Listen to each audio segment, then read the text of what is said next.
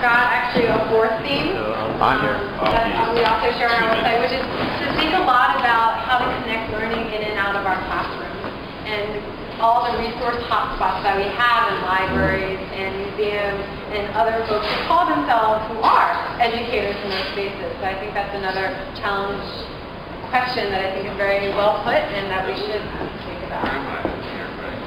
Yes, you are.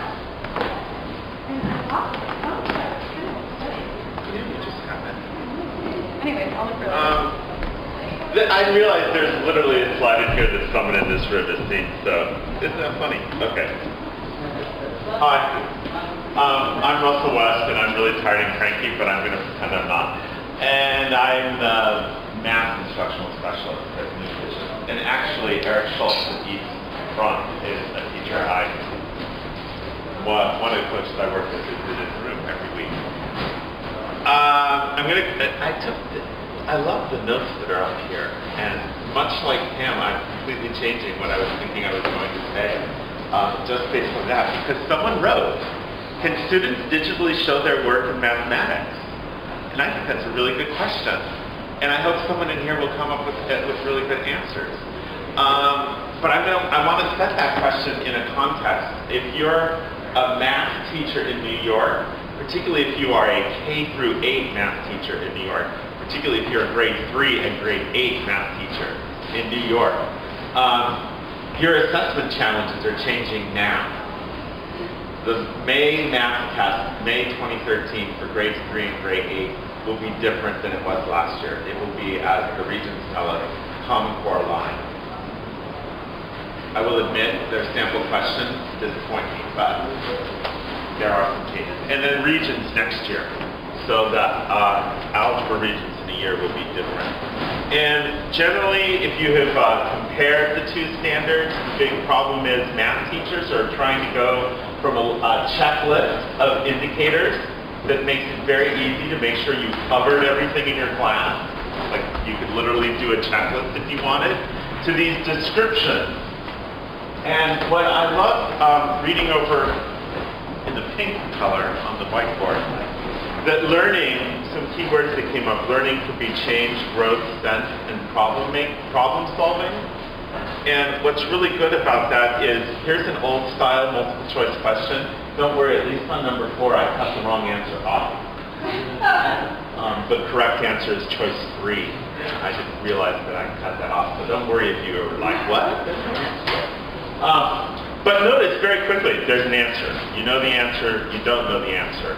I'm reading a fascinating article by Alan Schoenfeld, professor at Berkeley, and I just saw him win an international award this summer, or actually get presented. It's not what he won, it's a lifetime, which you would think.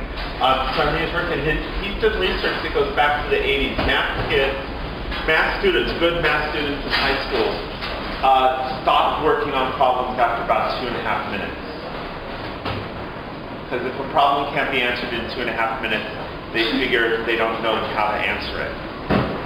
And that's a major challenge that math teachers are encountering in this transition, because a region-style question, and even the open constructive response one, actually most of them can be answered in under 2 minutes if you know how to answer it. And if you don't know how to answer it, you could spend an hour and you wouldn't figure it out. There's no access point for the student who is just blows passes, who were amazing. That class I observed at East Front the other week was the teacher with the passes, who are then in the algebra class that I'm looking at. And you get a problem that's a little different, and basically the main thing to see here is, this is a whole page of information looking for mathematics and pattern making. And one of the questions is very direct. How many tiles would be in a larger table than this one? And the other question is, describe a method for quickly calculating how many tiles of each type her name is Maria, needs for larger square tabletops. And there's a couple of things about just the way that question is phrased that really set the challenge for how do we get kids to show their work on paper, let alone digitally. It says, can you describe? The reason it says can you describe is that this particular task is engineered to have an access point for the kid who knows nothing about quadratic functions, even though one of the descriptions is a quadratic function.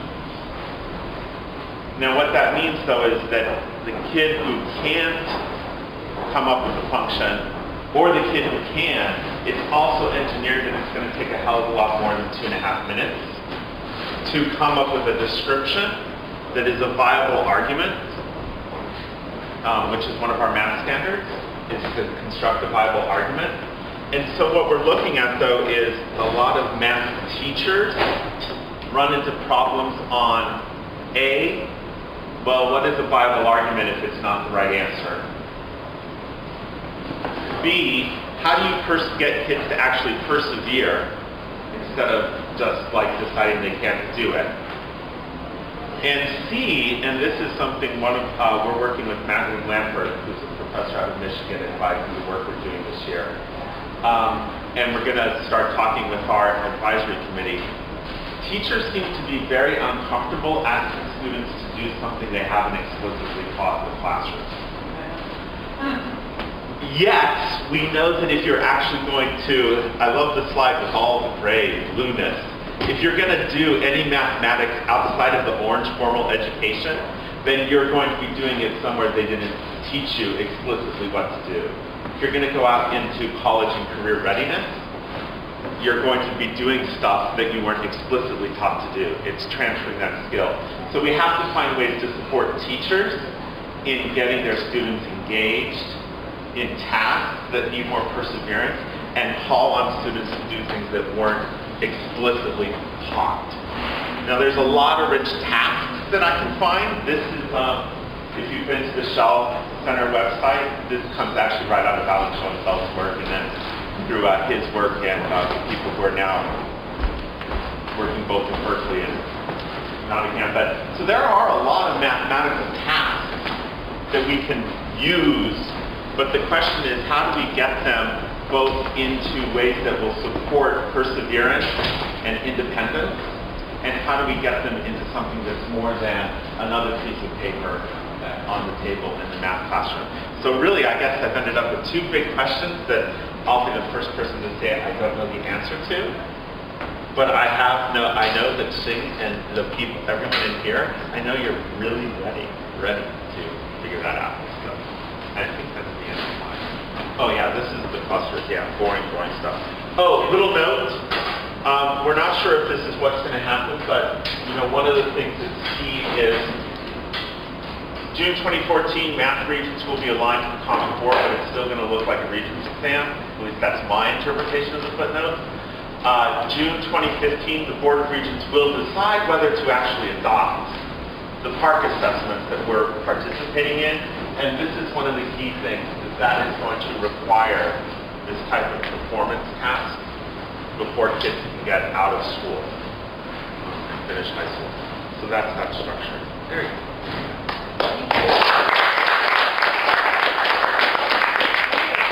So, we're running 5 minutes over, but let's have a few questions. I know it's been a long day, and I've probably gone over the ratio of what was included passive information getting out, or variety of information getting out. I know that we did a ton today, but does anyone have questions for our guests?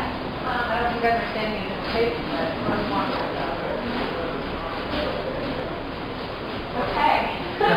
Well, I do think that all of them presented us some really challenging questions to think about, and I also brought them in as the footnote at the end of our day because we've been really focused on quickly building apps or ideas for apps, and also to understand these really deep questions about out of the surface level of build this thing that does this, does that. When we start digging deeper into what that interaction looks like, what are some of these really tough, challenging questions that are partially social on better models? Okay, so thank you also, guests, for coming. You're seeing us at our end of the day. Alright guys, so bit of housekeeping. You guys should have all received your letter in the mail. If you haven't, let me know. If you're buying things, give it to me. Otherwise, tomorrow we will be starting at noon. We'll have worry about getting food, come here, eat. We'll have like some